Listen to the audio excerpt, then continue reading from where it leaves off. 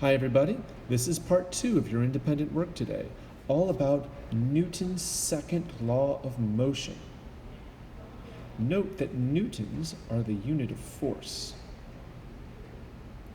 You just learned about inertia, which is Newton's first law, stating that objects tend to keep doing what they've already been doing.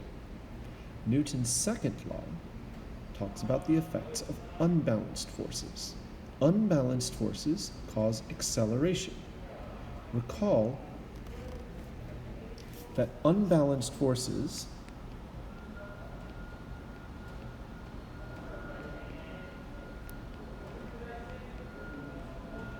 are uneven.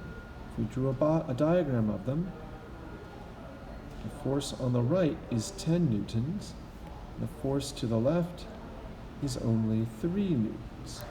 So we know that the 10 Newton force wins that tug of war and that the forces on this box are unbalanced. Acceleration is a change in speed or direction. If this object goes from rest to moving, it has accelerated. If this object is moving and it slows down, it has accelerated. The object is at rest, force makes it move. The object is in motion, the force changes its velocity. Any change in velocity is an acceleration. So make sure you understand the effect of an unbalanced force on a moving object. You can always go back to our simulator to think about this. Force, mass, and acceleration. The amount by which an object accelerates depends on 3 things.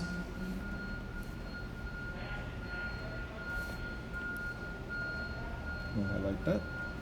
They are the size of the force, the direction in which the force acts, and the mass of the object. Take a look at figure 3-15, that's right here. It says, when acting on the same mass, a greater force moves the mass greater distance over the same period of time. So here's a horse, and here's 2 horses. So 2 horses exert greater force. They pull the same mass, but with 2 horses, you go farther in the same time. It says, if 2 forces act on the same object, the greater force will produce more acceleration than the smaller force. Now look at figure 13-16. It's up here. It says, when acting on different masses, the same force will move smaller mass a greater distance over the same period of time. Well, that makes sense. If you have the same horse, it's going to move a smaller mass a lot farther than a heavier mass in the same amount of time. Notice that we're always comparing in the same amount of time.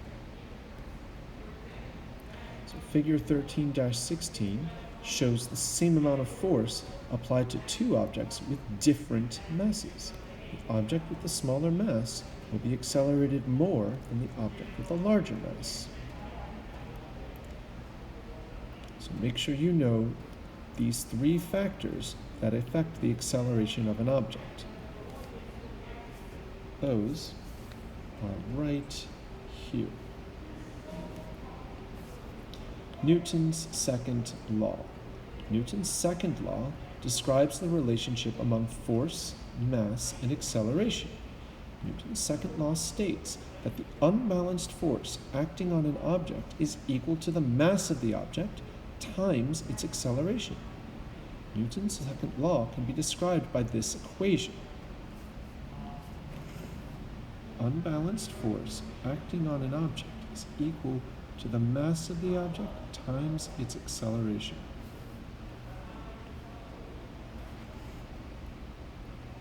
In this equation, F is the force, m is the mass, and a is the acceleration. When the mass is measured in kilograms and the acceleration is measured in meters per second, the force is measured in newtons. A newton is the standard international unit of force.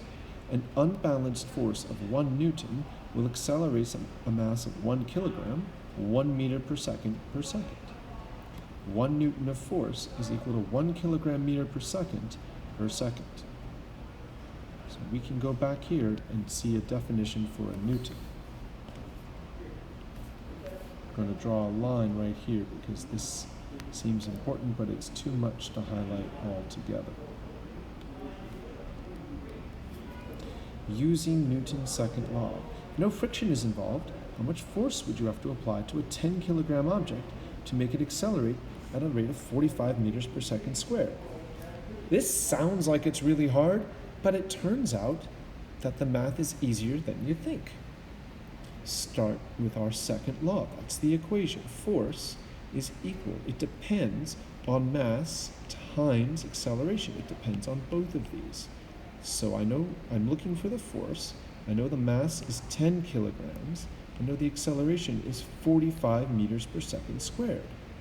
This dot means multiplication.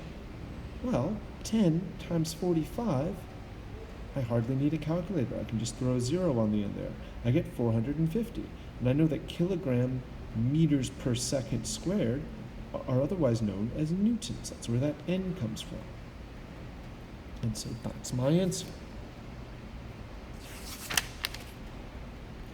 This is a second reading, and there will be a second question in Google Classroom for you to answer. Remember, for your independent work today, you're answering 2 questions based on this video and the video on Newton's first law. Have a great day.